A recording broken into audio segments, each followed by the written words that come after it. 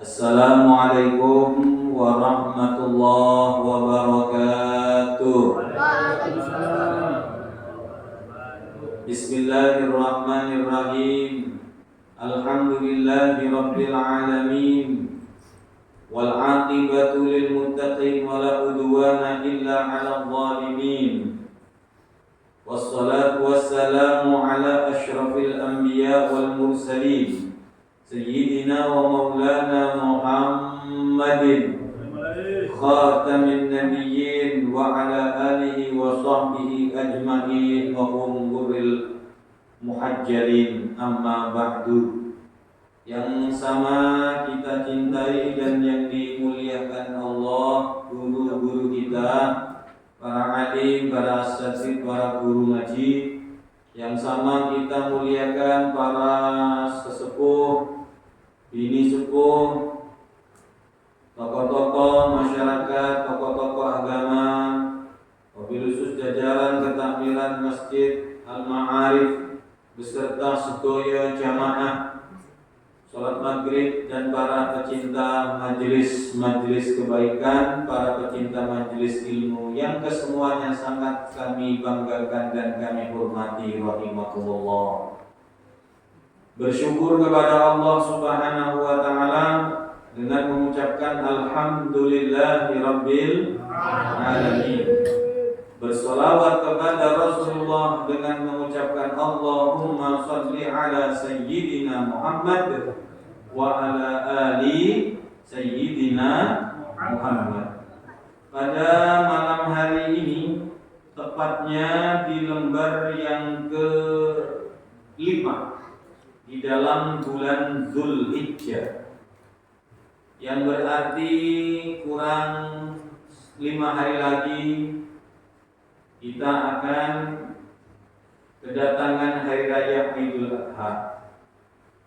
Namun pada kesempatan yang sangat mulia ini, sedikit kami nanti akan menyampaikan apa yang terkait dengan keutamaan 10 hari yang pertama di dalam bulan Dzulhijjah, dan apa yang harus kita laksanakan, kita amalkan selama kita berada di 10 hari yang pertama di dalam bulan Dzulhijjah, yang kita punya waktu tinggal 5 hari lagi. Namun sebelum kami menyampaikan bab tersebut, sebagaimana biasanya kita lanjutkan sedikit kajian tentang keutamaan pentingnya hadir di majelis ilmu atau di majelis zikir. Baginda Agung Nabi besar Muhammad sallallahu alaihi wasallam bersabda, dan ini juga merupakan pesan wasiat Nabi, agar kita umatnya ini tidak jauh dari majelisnya ulama, dari majelisnya orang soleh. Apa kata Nabi Muhammad? Alaikum bimujalasatil ulama. Hendaknya kalian selalu senang duduk-duduk di majelisnya orang-orang yang berilmu. Wastima'il kalamil hukama, dan mendengarkan nasihat-nasihat ilmu. Jadi mencintai majelisnya orang-orang yang berilmu, juga berusaha menyempatkan diri untuk apa? Duduk, hadir, mendengarkan nasihat-nasihat ilmu. Yang demikian itu karena menuntut ilmu tidak ada batas, sebagaimana kemarin yang kita sampaikan, minal mahdi ilal lahdi, dari semenjak ayunan gendongan ibu sampai masuk ke liang lahat, masuk ke dalam kuburan. Selalu senantiasa kalian senang duduk di majelisnya orang-orang yang berilmu dan mendengarkan nasihat-nasihat ilmu. Kenapa Rasulullah mewasiatkan demikian? Kok begitu sangat pentingnya? Fa innallaha ta'ala, kata Nabi, karena sesungguhnya Allah Subhanahu wa ta'ala yuhyil qalba al-mayyit, menghidupkan hati yang mati. Jadi ada orang hidup tapi hatinya mati. Karena sesungguhnya Allah akan menghidupkan hati yang mati, atau hati yang lemah menjadi kuat, atau hati yang gelap menjadi bercahaya, binuril hikmah, dengan cahaya ilmu. Jadi ilmu itu cahaya, sebagaimana yang dikatakan oleh Imam Asy-Syafi'i, al-ilmu nurun, ilmu itu cahaya. Coba kita rasakan ini di ruangan, ada lampu terang, ya, rasa damai, rasa bahagia, rasa tenang, senang, gitu. Begitu gelap, mati, sedoyo, akan nampak kegelisahan, gunda, gulana, orang tenang murid ini. Ya, makanya orang-orang yang gampang bingung, susah mau tenang, bisa jadi karena nur ilmunya itu mulai redup atau bahkan padam mati. Mulanya harus senantiasa selalu dihidupkan hati kita dengan ilmu. Karena ilmu ini jika diibaratkan antara ilmu dengan ruh kita, antara ilmu dengan jiwa kita, itu ibarat makanan dengan jasmani. Ibarat makanan dan jasmani. Coba jamaah, bapak-bapak, ibu-ibu, tidak makan sehari, tidak makan, tidak minum, puasa lah gitu. Tidak mau makan, tidak mau minum sehari. Oh mungkin masih kuat. Ya. Ditambah 2 hari tidak makan, kuat tapi lemes. Tidak usah 2 hari, sehari lemes kan gitu. 2 hari tambah lemes, 3 hari leprok. Ya, 4 hari tidak bisa berdiri mungkin.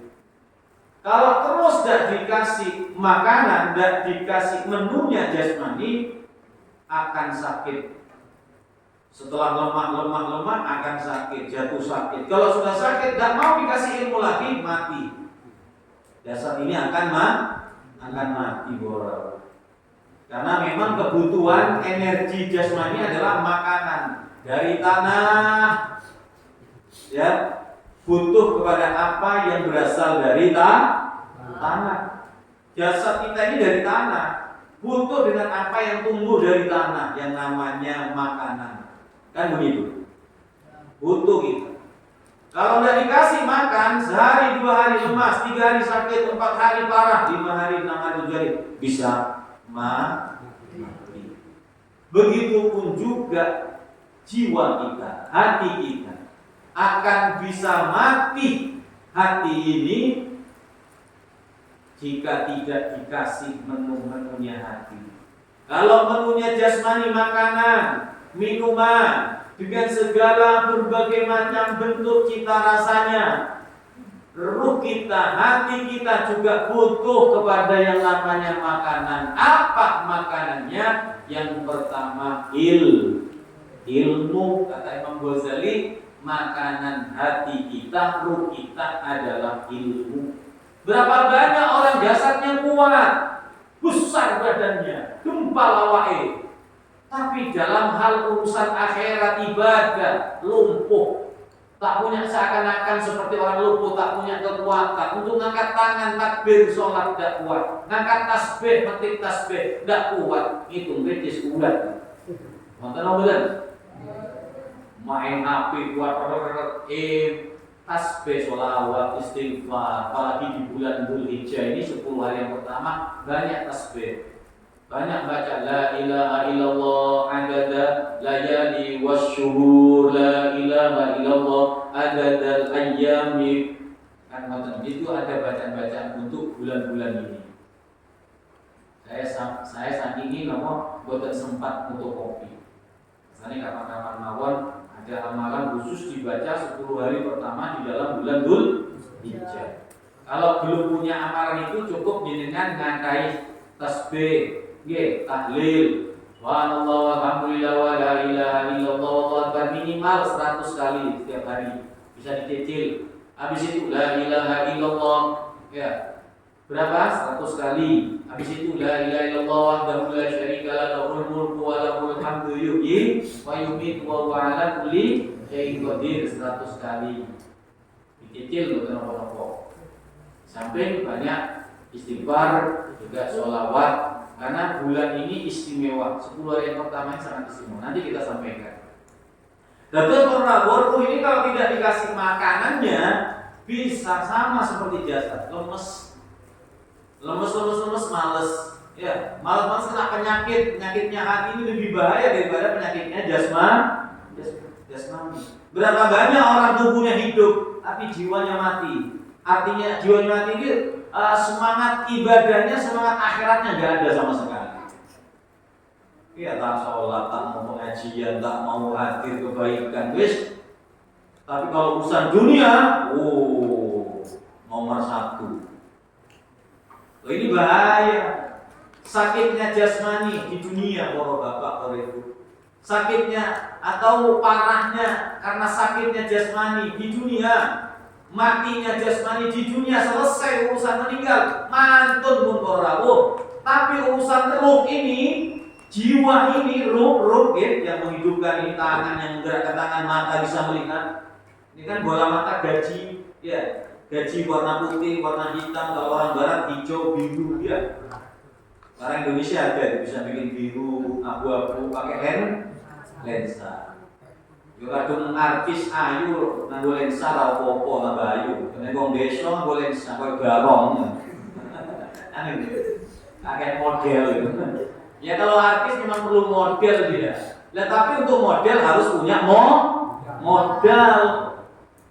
Wong desa gak duwe apa-apa gayane setinggi langit. Nganggo hidup letik ndhuwur ini. Tapi pasangan teko plastik. Akhirnya mari kompor gas nono meleleh.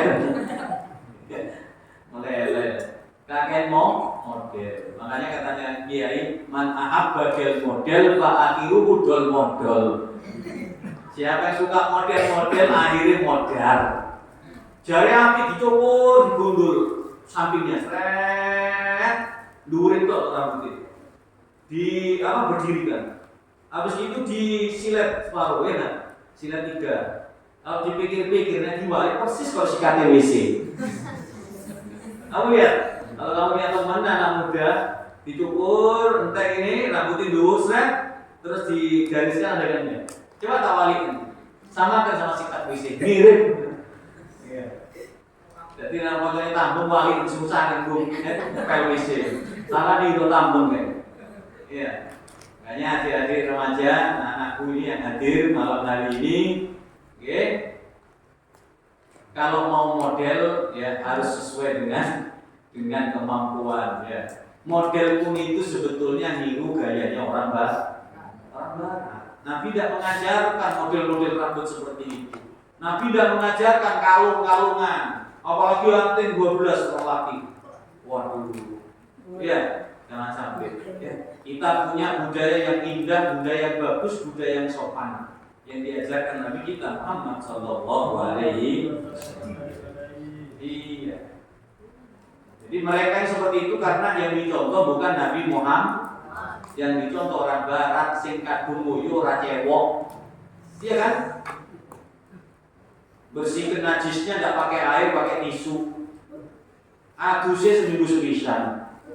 Diidolakan ya. Enggak sholat diidolakan ya Allah, ahli neraka diidolakan. Semoga selamat semua gitu. Kalau mau idolakanlah Nabi Muhammad.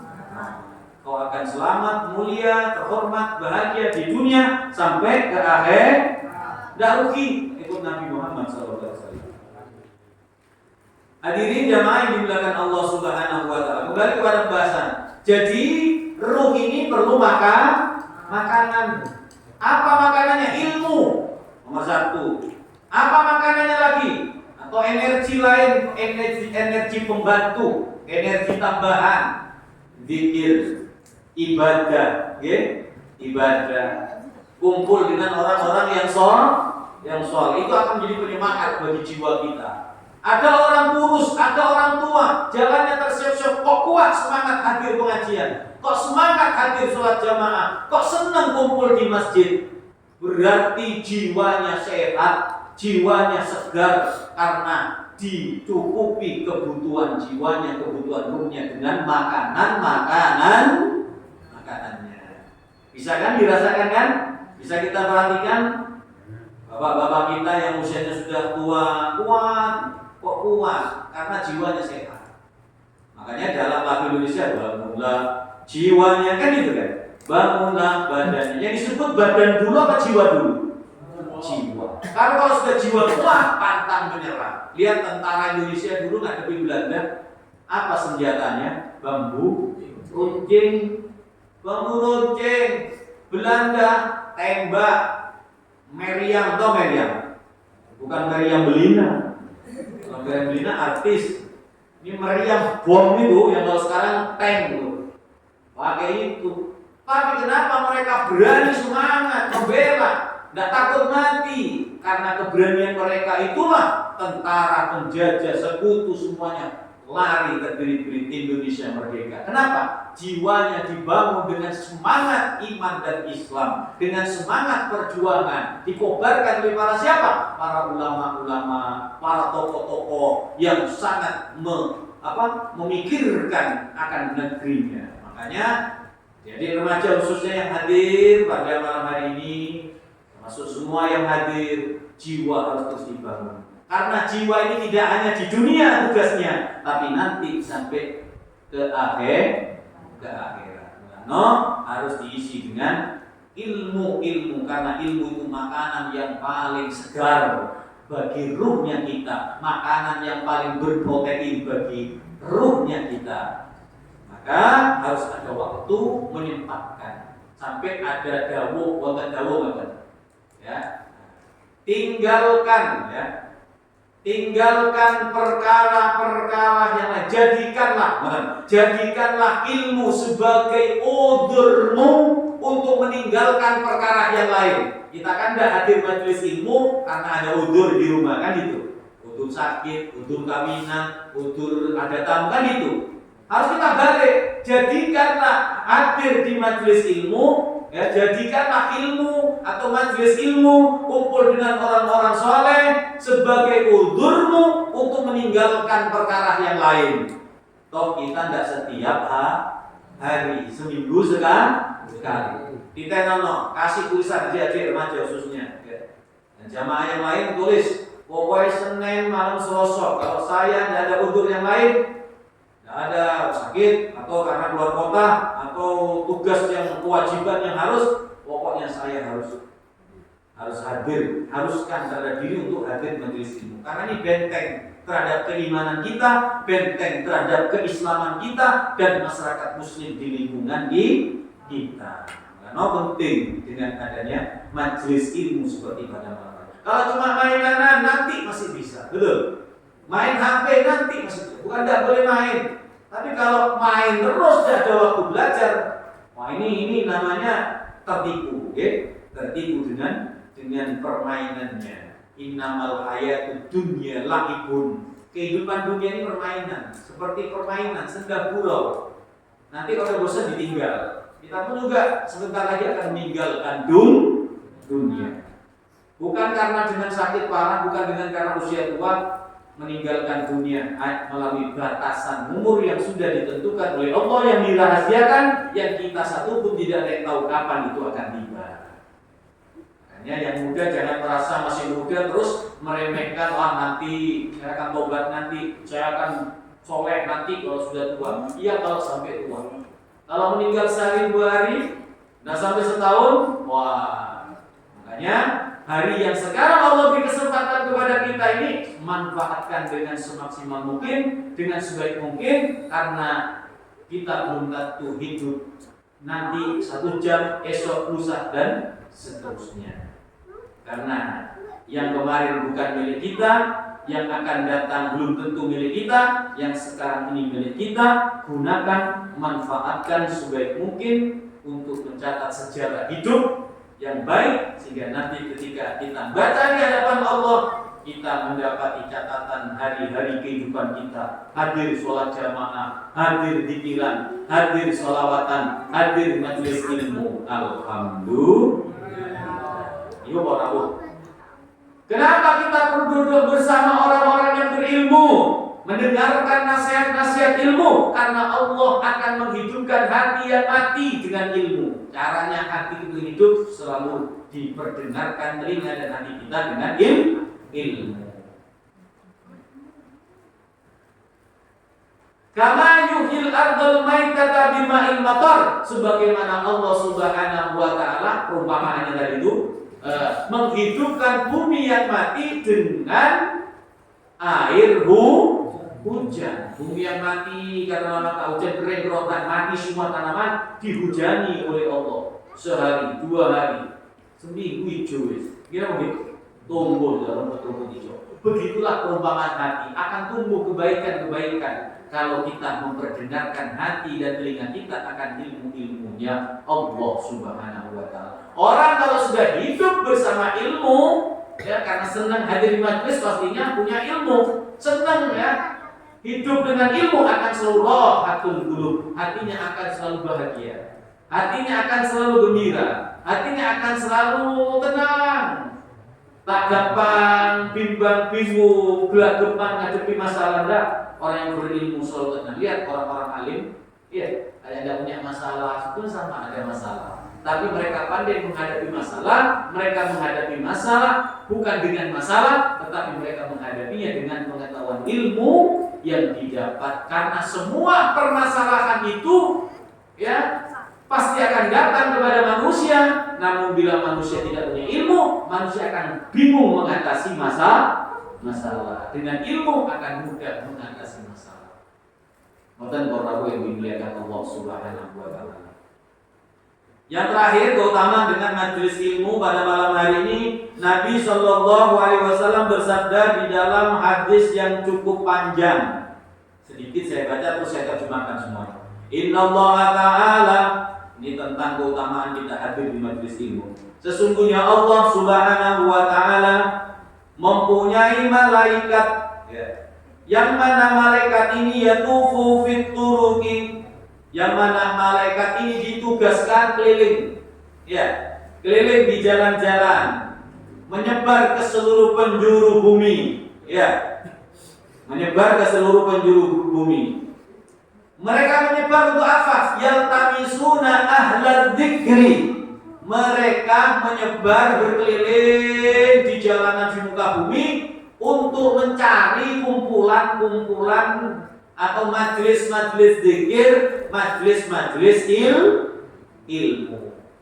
Jadi malaikat ini, beberapa malaikat ini ditugasi khusus mencari perkumpulan yang mengingatkan diri kepada Allah.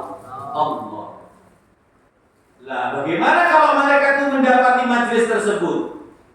Fa'idha wajadu qauman yadhkuruna Allah azza wa jalla, apabila mereka para malaikat itu mendapati sekelompok orang zikir, ingat kepada Allah, baik melalui zikir Allah, zikir la ilaha illallah, atau dia ingat kepada Allah melalui mendengarkan ilmu-ilmu yang disampaikan. Ya, dia mendengarkan, ya Allah, ini ilmu-ilmunya Allah. Baru kali ini saya mendapati, saya hidup sudah sekian puluh tahun, 50 tahun, 60 tahun, belum pernah mendengar ilmu ini, ya Allah. Lalu mengingatkan kepada dirinya, menyadarkan kepada dirinya banyak hal yang tertinggal dalam hidup. Mulailah dia sadar akan hakikat hidup yang sesungguhnya. Sebab yang itu para bapak, para ibu, maksiat, melakukan keburukan dan kejahatan, penyebab pertamanya karena tidak tahu ilmu. Kasarannya karena bodoh. Itu penyebab pertama orang melakukan kejelekan, kemaksiatan, keburukan. Itu yang pertama, modal pertama orang maksiat, buruk dan lain sebagainya yang semisal dengannya karena sebab bodoh tentang ilmu atau tidak tahu mengenal ilmu. Makanya penting kita ini mengenal ilmu biar tidak salah melangkah. Hidup sekali di dunia, jangan sampai salah. Kalau sudah salah tidak akan pernah kembali lagi, hanya balasan yang akan didapat atas apa yang diperbuat di dunia ini. Kembali pada penjelasan, ketika malaikat itu menemukan majelis, mereka jalan, ternyata masuk ke sini turunan. Tuh, itu kok ada kumpulan di Masjid Al-Ma'arif. Kumpulan apa itu dilihat? Wah, ternyata kumpulan hari ini adalah majelis ilmu.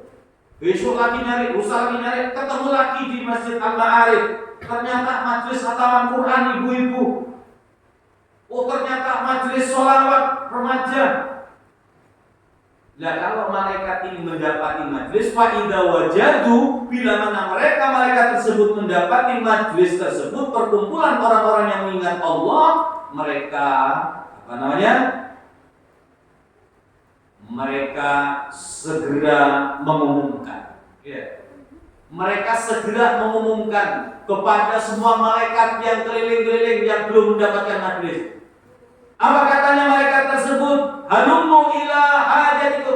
Kalian semua para malaikat, sini. Ini yang kalian cari, sudah ketemu. Ayo kumpul di sini. Sehingga malaikat-malaikat yang tidak dapat majelis itu sama kumpul di Masjid Al-Ma'arif ini. Kita nggak kelihatan karena malaikat ghaib. Kita tahunya dengan iman, bukan dengan akal, tapi dengan iman. Nah, kata Nabi Muhammad SAW, maka malaikat itu numpuk, menyatu dari banyaknya malaikat sampai terus apa namanya, numpuk sampai ke langit. Nah, malaikat yang paling atas yang dekat dengan langit, ya, kemudian malaikat tersebut ditanya oleh Allah Subhanahu wa Ta'ala. Apa kata malaikat yang mereka bertumpuk-tumpuk dengan sayap-sayapnya, dan setiap tumpukan sayap itu menaungi kita semua. Tidak hanya sekedar menaungi kita semua, mereka para malaikat saat ini memohonkan ampun kepada bapak-bapak, ibu-ibu, dan adik-adik remaja yang hadir di majelis ilmu, di majelis zikir. La istighfarnya malaikat yang doakan minta ampun, kira-kira ditolak apa diterima oleh Allah? Diterima. Makanya tidak ada satupun siapa yang hadir di majelis ilmu pada malam hari ini, mau yang niatnya memang ngaji atau yang niatnya karena dunia, niatnya bukan karena ngaji seperti sampean. Kemarin sudah saya sampaikan, niat karena nagih utang kan itu. Nagih utang nang koncone ngomong nyari dari mak kok nang Masjid Al-Ma'arif hadir pengajian. Oh nggih pun Mak, kula sanggup ngriko cintai ning njaba dulur. Iya, karena apa? Karena mumpung kesempatan, temenan ono nang jero, untai ini dia wis kuwi ditinggal iya yang ketemuan nih. Nah, dia hadirnya bukan karena ngaji, karena nunggu temennya. Tapi saking istimewanya majelis ini, yang nunggu karena teman, bukan karena ngaji, bukan karena Allah, dapat barokahnya majelis. Dapat barokahnya majelis, diampuni juga dosa-dosa oleh Allah Subhanahu wa Ta'ala. Nah, ketika malaikat sudah sampai ke langit, tumpukan malaikat sampai ke langit, maka Allah Subhanahu wa Ta'ala bertanyalah kepada malaikat tersebut. Padahal Allah Maha tahu, tapi kok tanya? Nah, ini biar tambah jelas. Ya, prosesnya itu biar tambah jelas dengan kita. Allah itu Maha tahu, tidak perlu dengan keterangan di sini sudah Allah Maha tahu tentang hambanya. Tapi kok masih dijelaskan sama Nabi Muhammad biar lebih jelas bagi kita. Prosesnya, istimewanya orang yang hadir di majelis ilmu. Sampai-sampai Allah tanya kepada malaikat, padahal Allah tahu, ingin memantapkan lagi kepada kita yang hadir di majelis ini, bahwa tidak main-main hadiahnya, keutamaannya orang yang hadir di majelis ilmu. Bertanyalah Allah, wa huwa a'lamu ma yaqulu ibadi. Malaikat, hambaku yang kumpul di Masjid Al-Ma'arif itu lagi ngomong apa itu? Lagi minta apa? Lagi mengucapkan apa mereka? Ini Allah bertanya. Qala, berkata malaikat tersebut, yaquluna ya Allah, mereka yang ada di Masjid Al-Ma'arif itu ya Allah, mereka ada yang sedang yusabbihunaka, mensucikanmu ya Allah. Wa yukabbirunaka, ada yang sedang bertakbir. Nah, tadi kan kita sholat tasbih, sholat takbir tasbih kan? Semuanya sudah kita baca. Takbirnya Allahu Akbar, tasbihnya Subhana Rabbiyal azim, ada yang Rabbiyal a'la. Ya Allah, mereka bertasbih, mereka ada yang bertakbir, katanya malaikat. Ini jelaskan jenengan ini. Wa yuhamidunaka, mereka memujimu ya Allah. Salat tadi kan memuji Allah. Alhamdulillahi rabbil alamin. Mereka memujimu ya Allah. Terus mereka baca subhanallah, subhanallah, alhamdulillah, alhamdulillah, Allahu akbar, Allahu akbar. Apalagi wa yumajidunaka, ya Allah, hati mereka mengagungkanmu ya Allah. Mereka memuliakanmu ya Allah. Itu buktinya mereka di rumah Allah, menjaga kesucian rumah Allah dalam keadaan suci wudu. Gini mungkin? Ya, dalam keadaan baik ya Allah, memujimu ya Allah, hatinya mengakui akan kesucian, kemahasucian Engkau ya Allah, keagunganmu ya Allah. Fayaqulu, lalu Allah berkata kepada malaikat, hal ra'auni, malaikat, mereka yang memuji saya, mereka yang bertakbir, mereka yang bertasbih, mereka yang mengagungkan saya, apa mereka pernah melihat saya? Maksudnya melihat secara kasat mata. Ya. Allah berkata, apa pernah mereka melihat saya? Katanya, kata Allah kepada malaikat tersebut. Dijawab dengan jujur oleh malaikat, bayaquluna la wallahi ma ra'auka. Tidak, demi Allah, mereka tak pernah melihat engkau dan tidak bisa melihat Allah secara kasat mata. Lalu apa yang dikatakan Allah? Fayaqulu fa kaifa law ra'auni abdi.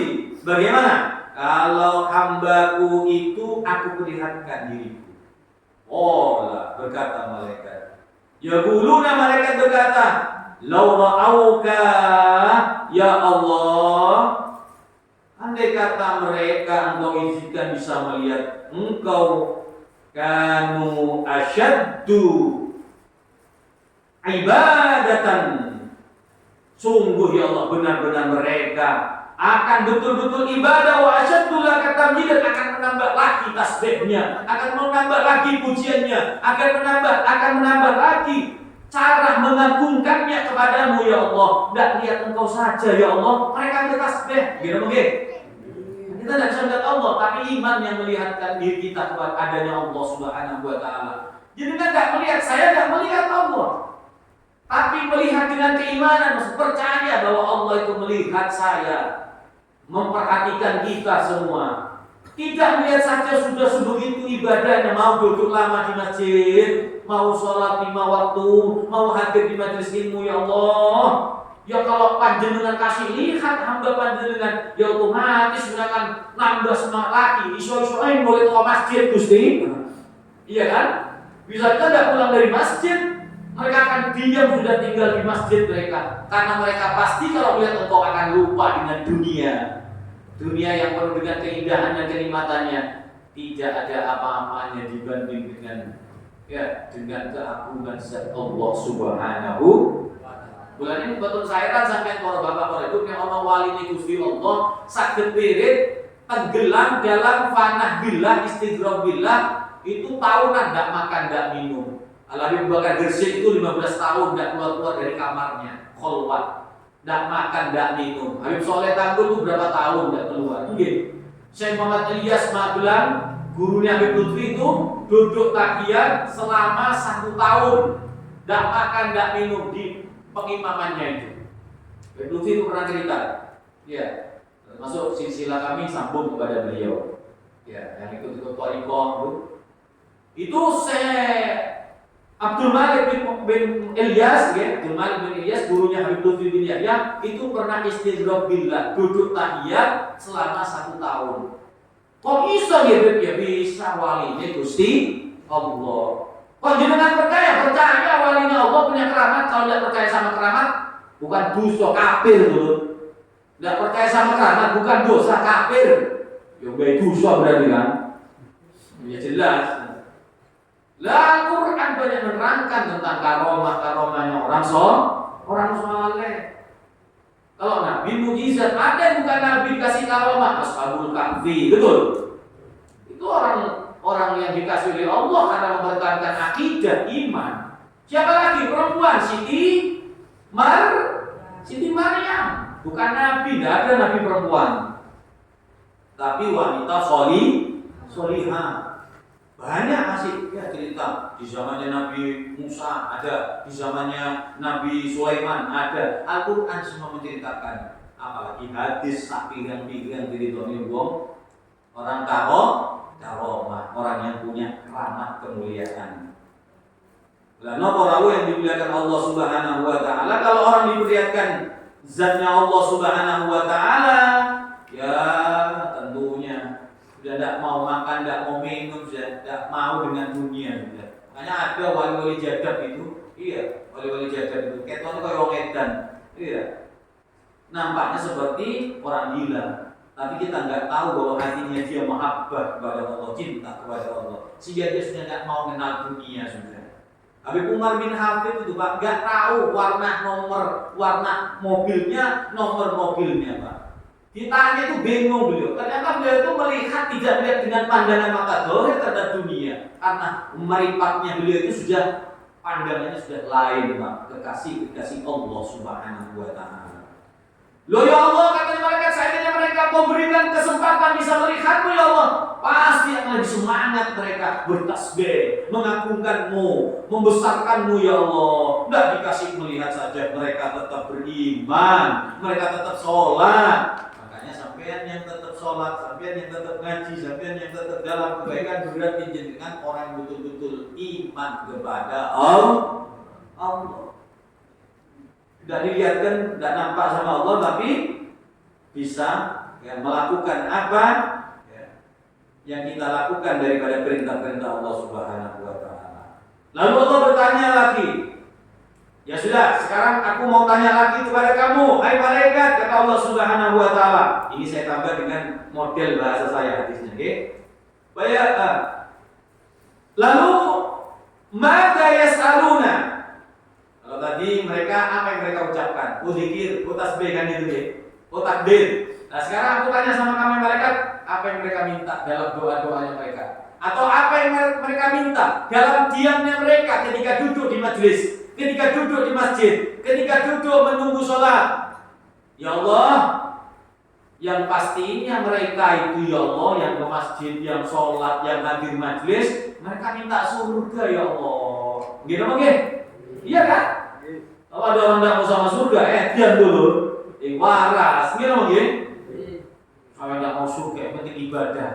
Bohong saudara. Itu hanya bahasanya orang, ya, bahasanya orang yang mungkin dia sangat cinta kepada Allah sehingga surga nanti dan yang penting saya bisa cinta kepada Allah. Sehingga keluar kata-kata saya tidak mengharap surga. Itu ada yang orang seperti itu, orang-orang yang sudah cintanya kepada Allah. Sudah, yang lainnya tidak dibutuhkan sudah. Bukan berarti tidak butuh, itu bahasanya orang cinta. Kan gitu kan? Bahasa orang cinta ini kan jalan-jalan iya kan? Ya, sampai ada namanya Kais dan Laila. Cintanya Kais kepada Laila luar biasa. Sampai gedung omai Laila itu diambung. Iya, dinding rumahnya Laila dicium sama si Kais. Diprotes, kamu ada apa mencium dindingnya Laila? Isu di ngambung gedung Laila, tapi aku bayangkan indahnya wajah Laila. Ya Wanda, kalau sudah cinta, titik-titik melekat, titik-titik rasa coklat, ya kan? Endion, kayak ini kucing rasa coklat tuh. Itu karena saking bahasa cinta. Loh, wali-wali Allah seperti itu. Kalau ada orang sufi, wali Allah berkata, walaupun aku dimasukkan neraka, aku tidak butuh surga. Dia kata dimasukkan neraka, asalkan Allah ridho dengan aku terhadapku, aku rela. Ya, itu bukan bahasa berarti tidak mau surga, tidak takut neraka, boten gitu. Tapi coba melo-melo gitu. Itu bahasanya wali gitu. Bahasanya orang dekatnya Allah. Dan ngaji ini panjang luas. Belum nanti belajar kitab Ihya, kitab tasawuf. Nah, makanya yang ada dulu dah gitu. Nanti pelan-pelan kita kenalkan ilmu-ilmu yang seperti itu, Bro. Ditanya sama Allah, apa yang mereka minta? Ya Allah, yang mereka minta adalah surga. Mereka tahu kepada kita semua yang hadir di masjid, hadir majelis kepingin masuk surga. Walaupun tidak ngomong, walaupun tidak berdoa, ya Allah, yang mereka minta pasti mereka minta surga. Ditanya oleh Allah, malaikat, mereka minta surga. Apa pernah mereka langsung lihat surga? Buatan Gusti, tidak pernah. Terus gimana kalau saya kasih tahu surga saya? Aduh ya Allah, kalau mereka dikasih surgamu ya Allah, sudah pasti mereka ya Allah akan semakin terus semangat dan mereka tamak beribadah, terus akan menambah ibadah, terus akan menambah duduk-duduk bersamamu, akan ditinggalkan yang lainnya ya Allah. Tidak dinampakkan saja kita sudah Masya Allah istiqomah hadir majlis seperti ini. Mudah-mudahan bisa istiqomah seterusnya. Karena apa? Ya tadi, karena jenengan dan saya ini iman, percaya kepada hari akhir, termasuk percaya kepada adanya surga, adanya neraka. Yang kita pertanyakan orang-orang yang tak mau sholat, yang tak mau pengajian, yang tak mau majlis, kira-kira percaya apa enggak sama surga? Apa cakap-cakap toh? Karena enggak kan, mulut-mulut toh. Cuma percaya sama surga neraka, apa yang sembiayang lah? Berarti ngapus itu, cuma mulutnya saja. Ya. Hatinya buat penuh dengan kebohongan. Buktinya kalau orang betul-betul iman, takut terhadap siksa neraka, mereka tidak akan maksiat. Akan menjadi maksiat walaupun kemaksiatan sulit untuk dihindari bagi kita manusia. Makanya ketika kita melakukan maksiat, mungkin aminin manusia pasti, bukan tidak pasti akan melakukan salah atau maksiat, cuma ada jalannya untuk membersihkan dosa kemaksiatan atau kesalahan. Ini seperti hadir majlis ini, langsung Bapak Ibu tidaklah nanti sampai bubar dari masjid berjalan menuju ke rumahnya masing-masing dalam keadaan diampuni dosanya, bersih hari itu dosanya diampuni oleh Allah Subhanahu wa taala. Bulan makan seminggu sekali dipentingkan untuk hadir, dipentingkan. Andai kata ada setiap hari hadir Pak Eman, karena ini pengampunan dosanya orang hadir majlis itu suatu kepastian. Bukan cuma janji-janji toh, ya janji dari Allah tapi pasti. Mau yang karena Allah ataupun karena manusia tadi itu, seperti yang disampaikan. Terus mereka, apa yang mereka minta perlindungan dariku, hai malaikat, katanya Allah Subhanahu wa taala di dalam hadis yang panjang, dialog antara Allah dengan malaikat yang diberitakan oleh Nabi kita Muhammad SAW. Ya Allah, mereka itu sedang minta perlindungan dari neraka ya Allah. Pada dasarnya mereka yang hadir ke majlis, yang hadir ke masjid, yang melaksanakan kewajiban, memenuhi panggilan-Mu ya Allah. Adzan hayya 'alas shalah, mereka lari ke masjid ya Allah. Mereka duduk di masjid ya Allah, menunggu sholat ya Allah. Pada dasarnya mereka itu lari dari neraka ya Allah, tidak kepingin masuk neraka. Gini mungkin? Sampai saya dosa minta Pak, kita sudah ke masjid hadir majlis secara otomatis pastilah ada rasa karena takut masuk neraka. Kenapa takut masuk neraka? Padahal tidak diperlihatkan karena iman. Lalu Allah berkata, malaikat, gimana kalau saya perlihatkan neraka saya, katanya Allah Subhanahu wa taala.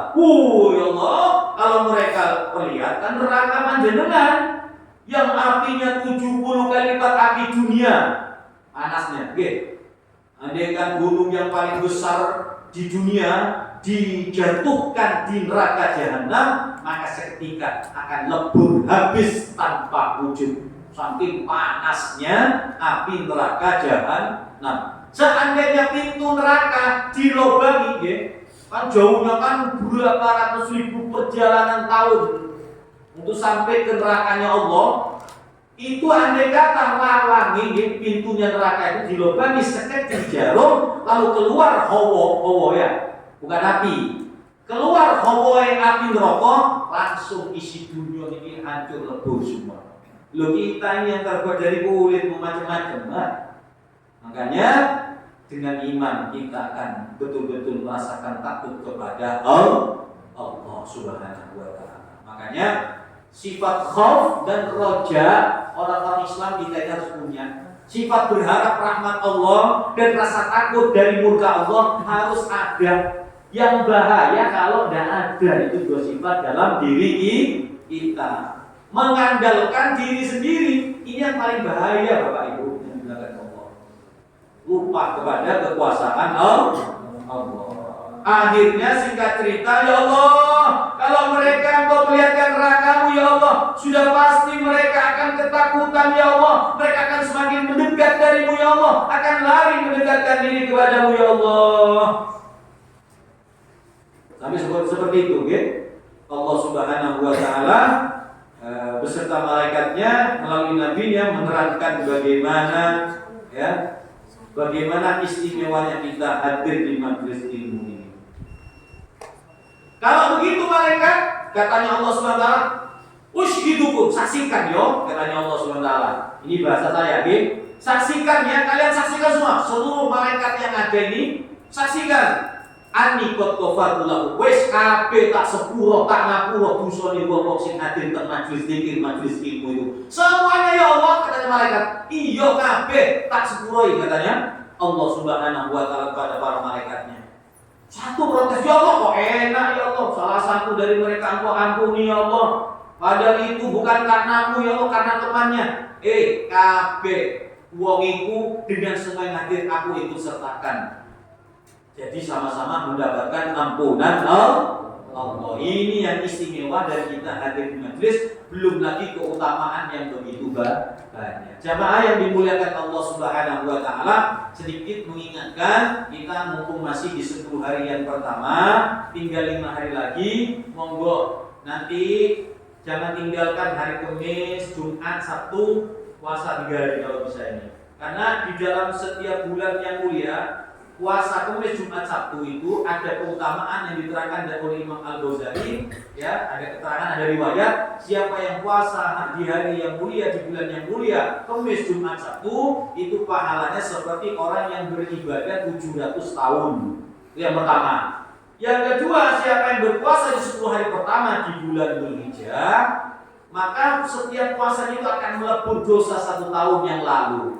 Belum lagi nanti masuk di puasa Tarwiyah dan Arafah. Andai kata Bapak Ibu tidak kuat 9 hari dari hari kemarin, jangan tinggalkan sama sekali puasa. Nggih, kita masih punya waktu. Minimal 2 hari terakhir Tarwiyah dan Arafah. Kalau kita ikut matlaknya Indonesia, terbit atau hilalnya Indonesia, maka sudah diputuskan bahwasanya Lebaran tanggal 10 tepat hari Minggu. Berarti Tarwiyah dan Arafah jatuh pada hari Jumat dan hari Sabtu. Nek jenengan puasa, yo puasa niku paling CTA 2 hari. 2 hari terlalu berat, 1 hari ya 1 hari. 1 hari tidak kuat, kokson. 1 hari lagi kuat, kokson. Tetep yang kuat, pulau gawe, prai gawe. Biar hilang 1.000 bayaran, yo kadung hilang 1.000, aja kuwatir, kadung pancen iku wiji kene awakmu sing wis ditulis di perut ibu ketika kau berumur 120 hari akan kembali di hari esok, di hari nanti. Dibalikkan karena tak akan tertukar rezekinya kamu. Bahkan gara-gara ndak megawe ngurmati bulan kepingin poso hari Arafah, bisa jadi yang 100.000 akan dilipat gandakan menjadi 10 kali lipat. Berarti pinten? 1 juta. Allah punya cara diri, eman. Pagi turun kuat kadung puasa kula puasa sunah abot kadung kepengin kadung kepengin tetep puasa tapi ngrasa abot gampang sahur angake mari gede minum mosite empapan. Mari sholat subuh turu yo. Mari turu sampai zuhur tangi agan sudah ya mari sudah turu maning. Mari gitu puasa kabian tangi yo. Ini maksudnya biar puasa ya. Jangan sampai tidak puasa. Mari gitu tangi maning tenan sampai buka, mari buka turu maning dari kucing isun yo bisa. Masa cuma 1 hari tidak kuat, kan? Eman ye. Sebab kita belum tentu ketemu lagi dengan 10 hari yang pertama di bulan Dzulhijjah. Manfaatkan baik-baik. Eman khususnya puasa Tarwiyah dan Arafah. Kalau bisa di masjid mengajar sahur Pak. Ada di satu daerah itu kalau setiap 10 Dzulhijjah 10 yang pertama 1 sampai 9 itu seperti bulan Ramadan di desa itu Pak. Pasti sahur. Nanti ada tandanya sirinenya. Sama selama 9 hari. Lah 9 hari itu yang paling afdal adalah puasa. Karena amal soleh di 10 hari itu paling dicintai oleh Allah Subhanahu wa taala daripada hari-hari yang lain. Tapi ketika masuk 10 bukan puasa lagi. Tanggal 10 bukan puasa yang paling afdal, tapi yang paling afdal mengalirkan darah kurban. Maksudnya nyembelih. Beb saya tidak mampu, jangankan sapi kambing tidak mampu. Katanya Sayyidina Abdullah bin Abbas, untuk agar kita mendapatkan keutamaan mengalirkan darah kurban di tanggal 10, walaupun jenengan dan saya tak mampu menyembelih kambing, tuku PT urip. Ini kata Sayyidina Abdullah bin Abbas, saking pentingnya supaya kita dapat fadilahnya mengalirkan darah kurban di hari raya kurban. Beli ayam hijau ibu bapak, beli satu lah, ya paling 40.000 gitu. Sembelih. Nah, disembelih. Tapi bukan berarti itu sama seperti kurban, cuma dapat fadilahnya, pahalanya kurban. Karena di hari raya tanggal 10, 11, 12, 13 itu yang paling dicintai oleh Allah adalah mengalirkan darah kurban. Sehingga Sayyidina Abdullah bin Abbas mengatakan, andai kata kau orang yang tak mampu, minimal kau bisa beli dajjal, ayam, kau sembelih di hari itu. Niatkan, ya Allah ini sebagai gantinya kurban saya karena saya tidak mampu. Ya Allah, mudah-mudahan juga mendapatkan fadilah keutamaan daripada kurban. Kalau beli petis ya tuh binatang kurban dulu. Gue bisa kayak itu kuah, gitu kuaran itu. Kapsul kecap aek, saya dulu. Pak, pahit. Padahal kalau mati harta tak dibawa kemana akan jadi rebutan orang lain. Bahkan kalau disimpan karena kau beli, pikir eman, sogir tapi eman, gak tahu sodako, gak tahu amal, gak tahu infak, gak tahu kurban. Besok harta yang kau simpan, kau tinggalkan itu akan menjadi bahan siksaanmu. Buka di ayat surat. Di dalam surat At-Taubah itu ada ayat tentang siksaan khusus orang yang melit dengan hartanya ketika diundang oleh Allah diajak bisnis akhirat, diajak bisnis nanti anak yatim, diajak bisnis membantu fakir miskin, diajak bisnis ditawarkan ibadah kurban. Kok tidak mau berkorban? Eman terus mati, dia belum ketemu lagi dengan bulan Dzulhijjah tahun depan, maka harta yang dia tinggalkan tidak dia amalkan tersebut akan menjadi siksaan. Yauma yuhma 'alaiha fi nari jahannam fatukwa biha jibahuhum wa junuduhum hadza ma kanastum bi anfusikum, katanya lain itu bagi orang yang mikir. Besok hartanya yang dia tinggalkan pada hari kiamat akan dituangkan menjadi cairan-cairan timah panas, akan menjadi setrikaan, akan disetrika punggungnya, dadanya, dahinya sampai hancur tubuhnya. Sambil dikatakan oleh malaikat yang bisa, beruilah, ini ganuhan panas, ini cairan yang panas, ini setrika, harta kamu yang kau simpan, yang kau tidak kurbankan di jalan Allah. Ada engkau yang hadir pengajian, ono siksa gede gua kan melit. Ini bukan untuk apa, tapi kita saling mengingatkan, saling menyelamatkan satu dengan yang lain. Tidak hanya orang Islam ingin selamat sendirian, tapi semua ingin diajak selamat menghadap Allah. Percaya sing percaya niku imani panjenengan dan saya yang menentukan. Mudah-mudahan kita tetapkan jadi orang yang beriman dan mampu menjalani apa yang sudah kita imani. Khususnya mudah-mudahan panjenengan yang punya kelebihan harta bisa berkorban di jalan Allah. Ini saja Bapak Ibu bisa kami sampaikan, kurang lebihnya mohon maaf yang sebesar-besarnya. Wallahu muwaffiq ila aqwamit thoriq. Wassalamualaikum warahmatullahi wabarakatuh.